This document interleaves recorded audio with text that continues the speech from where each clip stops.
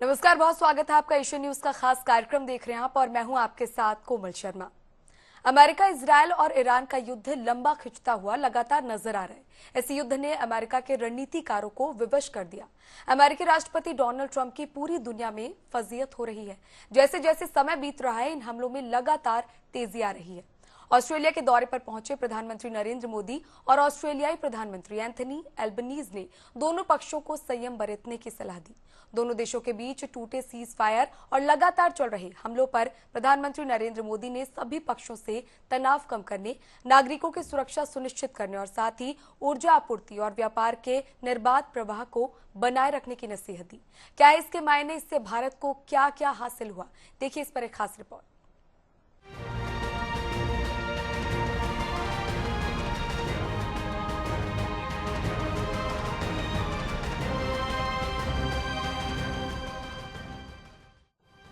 Trump ने अचानक छोड़ा कतरी विमान, वापसी में पकड़ा पुराना एयरफोर्स वन, ईरान की हिट लिस्ट में बताया अपना नाम। मिल्टन एयरबेस पर उतरे दोनों विमान, गिफ्ट के विमान पर $40 करोड़ का खर्चा। दुनिया में हो रही इस घटना की खूब चर्चा। प्रधानमंत्री मोदी को सम्मान पर सम्मान, पाकिस्तान और चीन है हैरान परेशान। इंडोनेशिया के बाद ऑस्ट्रेलिया से डील, इसे देख अमेरिकी रणनीतिकार गए हिल।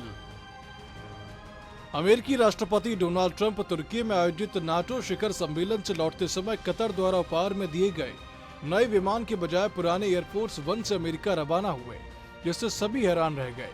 यह बदलाव ऐसे समय हुआ जब अमेरिका और ईरान के बीच एक बार फिर हवाई हमलों का सिलसिला शुरू हो गया है। ट्रंप ने इस बदलाव को लेकर अधिक स्पष्ट जानकारी नहीं दी। उन्होंने केवल इतना कहा कि वे पुराने दिनों की याद में पुराने विमान से यात्रा करना चाहते थे। दोनों विमान अमेरिका लौटने से पहले ब्रिटेन स्थित रॉयल एयरफोर्स मिल्टन एयरबेस पर रुके। इस एयरबेस का इस्तेमाल अमेरिकी सैनिक भी करते हैं। ट्रंप की यात्रा में इस बदलाव ने नए विमान की सुरक्षा व्यवस्था को लेकर नए सवाल खड़े कर दिए हैं। अमेरिका ने इस विमान को राष्ट्रपति के उपयोग के अनुरूप तैयार करने पर लगभग $40 करोड़ खर्च किए हैं। विमान के सार्वजनिक होने के बाद सामने आई तस्वीरों से संकेत मिला है कि उसमें पुराने एयरफोर्स वन विमानों जैसे कुछ मिसाइल पहचान और मिसाइल रोधी सुरक्षा प्रणालियां मौजूद नहीं हैं। ये बदलाव ऐसे समय सामने आया जब इससे एक दिन पहले ही अमेरिकी सेना ने होर्मुज़ में वाणिज्यिक जहाजों पर हुए हमलों के जवाब में ईरान पर बड़े पैमाने पर हमले किए थे। ईरान की सीमा तुर्की से लगती है। ईरान के पास ऐसी कई मिसाइलें और ड्रोन मौजूद हैं जिनकी मारक क्षमता उसकी सीमा से तुर्की तक की लगभग 1300 किलोमीटर दूरी तय करने के लिए पर्याप्त है। इनमें उसके शाहिद ड्रोन और शहाब बैलिस्टिक मिसाइलें शामिल हैं। हालांकि centre for strategic and international studies के अनुसार ईरान के पास ऐसी क्षमता वाले हथियार नहीं हैं जो लगभग 4000 किलोमीटर यानी कि करीब 2500 मील दूर स्थित इंग्लैंड पर प्रभावी हमला कर सकें। नया एयरफोर्स वन अत्याधुनिक विमान है जिसमें कि राष्ट्रपति और उनके स्टाफ की सुरक्षा सुनिश्चित करने के लिए उच्च स्तरीय सुरक्षा प्रोटोकॉल लगाए गए हैं। जैसा कि राष्ट्रपति हाल में कह चुके हैं कि अमेरिका के कई दुश्मनों की नजर उन पर है और इन खतरों से निपटने के लिए हम अपने पास उपलब्ध हर उपाय अपनाते हैं, जिनमें ध्यान भटकाने और भ्रम पैदा करने जैसी रणनीतियां भी शामिल हैं। कतर से गिफ्ट में मिले एक बोइंग विमान को $40 करोड़ खर्च कर उसे एक प्रेसिडेंशियल विमान में तब्दील किया गया। इस विमान को अमेरिकी प्रेसिडेंशियल बेड़े में शामिल किया गया। इसके बाद इस विमान में सवार होकर अमेरिकी राष्ट्रपति डोनाल्ड ट्रंप तुर्की में हुए नाटो शिखर सम्मेलन में भाग लेने पहुंचे। मगर ऐन वक्त पर अमेरिकन सीक्रेट सर्विस ने कौन सा मैसेज भेजा कि तत्काल राष्ट्रपति डोनाल्ड ट्रंप को पुराने एयरफोर्स वन विमान में सवार कराया गया। उनके साथ गए पत्रकारों को भी विमान की खिड़कियों पर लगे पर्दे तक न हटाने की ताकीद दी गई। पत्रकारों ने भी इसका पालन किया। असल में इसी रात अमेरिकी सेनाओं ने ईरान पर जमकर बमबारी की थी, जिसका खौफ अमेरिकी राष्ट्रपति ट्रंप के चेहरे पर साफ साफ दिखाई दे रहा था। उधर ईरानी सेनाओं ने भी खाड़ी में स्थित 80 अमेरिकी ठिकानों को ध्वस्त कर दिया था। ऐसा दावा ईरानी मीडिया ने किया। पत्रकारों ने जब डोनाल्ड ट्रंप से संबंध में सवाल किया तो उन्होंने क्या कहा? ईरान जिन लोगों को मारना चाहता है उस सूची में मैं नंबर 1 पर हूँ। ऑस्ट्रेलिया में मौजूद भारत के प्रधानमंत्री नरेंद्र मोदी ने ईरान और अमेरिका को सख्त संदेश दिया। ऑस्ट्रेलियाई प्रधानमंत्री एंथनी अल्बनीज के साथ मिलकर पीएम मोदी ने दोनों पक्षों को संयम बरतने की सलाह दी है। दोनों देशों के बीच टूटे सीजफायर और लगातार चल रहे हमलों पर पीएम मोदी ने सभी पक्षों से तनाव कम करने, नागरिकों की सुरक्षा सुनिश्चित करने और ऊर्जा आपूर्ति और व्यापार के निर्बाध प्रवाह को बनाए रखने की अपील की है। अमेरिका और ईरान के बीच बढ़ते जा रहे ताजा तनाव पर मोदी और अल्बनीज ने चिंता जताई। दोनों ने संयुक्त रूप से कहा कि किसी भी संघर्ष का समाधान सिर्फ शांतिपूर्ण तरीके से ही हो सकता है। युद्ध का हल संवाद और कूटनीति में है, न कि जंग के और सुलगाने में है।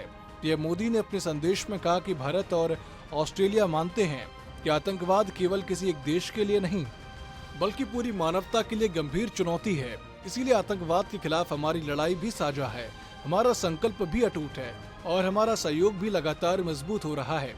उन्होंने आगे कहा कि हमारा यह भी मानना है कि विश्व के अनेक भागों में चल रहे तनावों और युद्धों का समाधान डायलॉग और डिप्लोमेसी से ही संभव है। इंडो पैसिफिक क्षेत्र में हम मिलकर शांति, स्थिरता, नेविगेशन की आजादी और नियम आधारित आदेशों को और मजबूत करेंगे।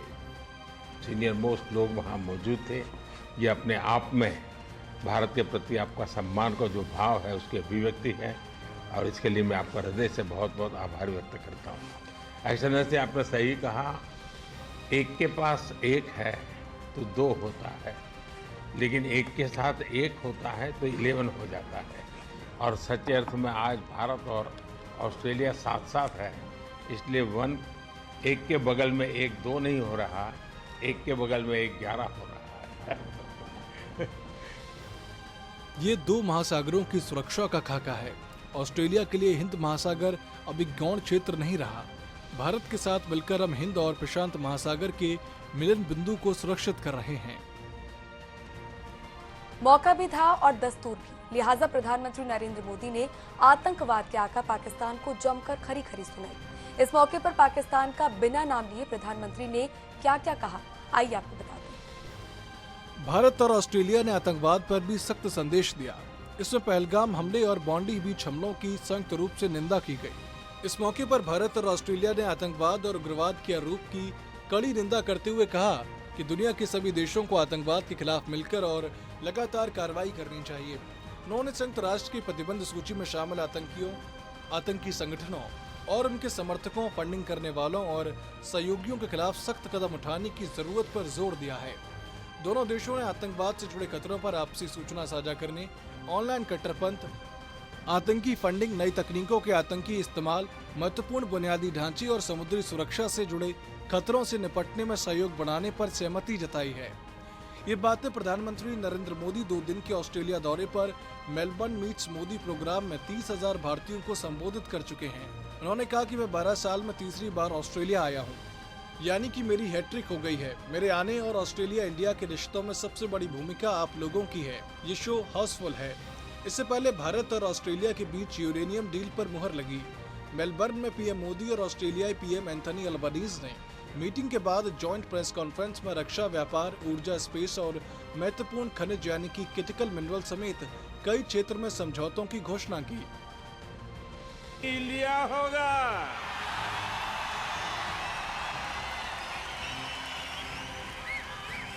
धमाके आतंकियों के अड्डों पर हो रहे थे और गूंज पूरी दुनिया में सुनाई दे रही है।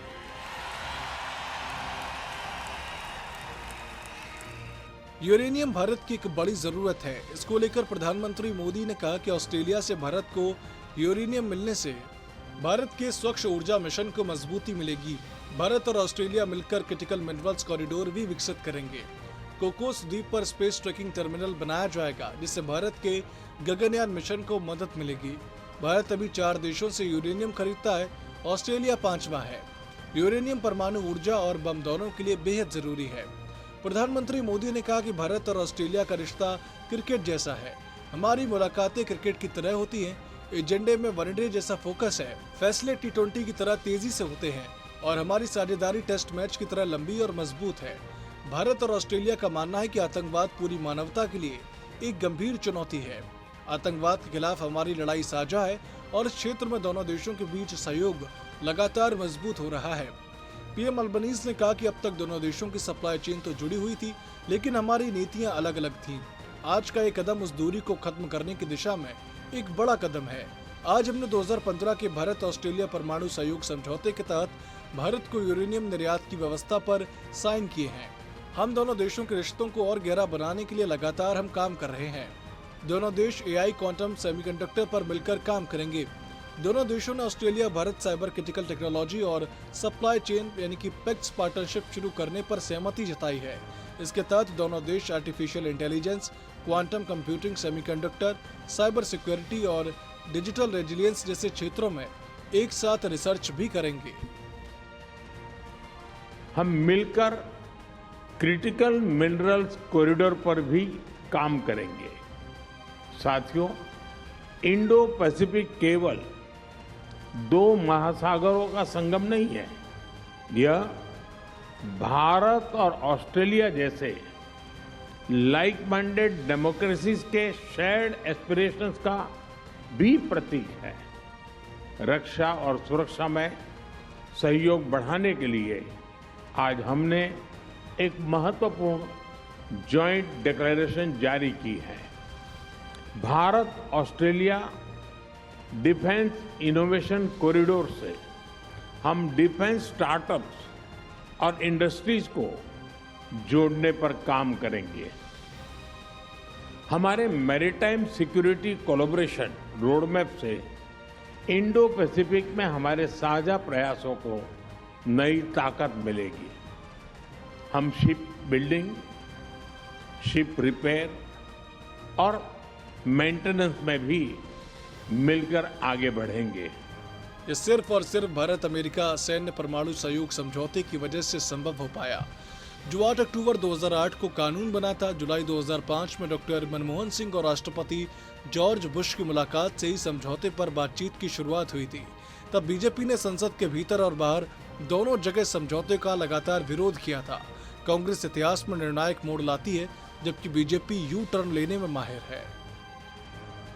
भारत अब ऑस्ट्रेलिया से यूरेनियम खरीदेगा। ये वही यूरेनियम है जिसको लेकर अमेरिका ईरान के पीछे पड़ा है। मगर भारत आखिर ऑस्ट्रेलिया से इसे क्यों खरीद रहा है? कहां पैदा हुआ है ये और इसका उपयोग भारत में कैसे किया जाता है? आइए इसे भी समझने की कोशिश करते हैं। 6.6 अरब साल पहले सुपरनोवा विस्फोटों से यूरेनियम की उत्पत्ति। भारत में 2047 तक बनेगी 100 गीगावाट बिजली। परमाणु ऊर्जा से होगा इसका उत्पादन। यूरेनियम से बनती है बिजली।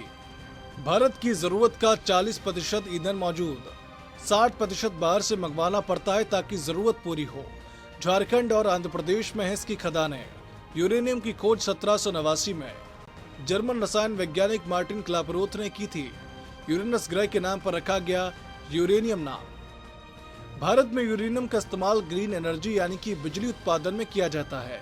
ऐसे में भारत अपनी कुल परमाणु ईंधन आवश्यकता का लगभग 35% से 40% घरेलू स्रोतों जैसे कि जादूगुड़ा झारखंड और तुमलापल्ली आंध्र प्रदेश की खदानों से पूरा करता है।